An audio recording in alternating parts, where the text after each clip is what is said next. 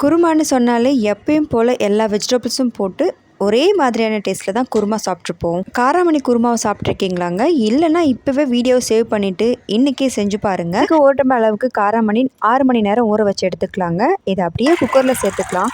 இதில் 1.5 கிளாஸ் அளவுக்கு தண்ணி சேர்த்துட்டு 1 டீஸ்பூன் அளவுக்கு மஞ்சத்தூள் சேர்த்துட்டு குக்கரை மூடி ஒரு 3 விசில் விட்டு ஸ்டவ் ஆஃப் பண்ணி எடுத்துக்கலாங்க. இது அப்படியே இருக்கட்டும். இப்போ மறுபடியும் குக்கரில் 5 டேபிள் ஸ்பூன் அளவுக்கு எண்ணெய் சேர்த்துட்டு மசாலா பொருட்கள் 1 டேபிள் ஸ்பூன் கல்லுப்பு, காஷ்மீரி சில்லி, மல்லித்தூள், 1 டீஸ்பூன் அளவுக்கு வெறும் மிளகாய் தூள் சேர்த்து கலந்துட்டு இதில் 2 வெங்காயம் அரைச்சி சேர்த்துட்டு வதக்கிட்டு 1 டீஸ்பூன் அளவுக்கு இஞ்சி பூண்டு பேஸ்ட் சேர்த்து வதக்கிடலாம். இது வதங்கி பச்சை வாசனை போனதும் 2 தக்காளி பழம் அரைச்சி சேர்த்துக்கலாங்க.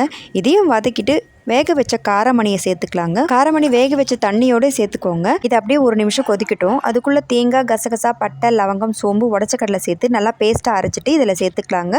குக்கரை மூடி போட்டு ஒரே ஒரு விசில் விட்டு இறக்கிட்டிங்கன்னா நல்லா தகன்னு மின்னும். செஞ்சு பாருங்கள். டேஸ்ட் பிடிச்சிருந்தா நம்ம சேனலுக்கு சப்ஸ்கிரைப் பண்ணுங்கள். அண்ட் நம்ம பேஜையும் மறக்காமல் ஃபாலோ பண்ணிக்கோங்க.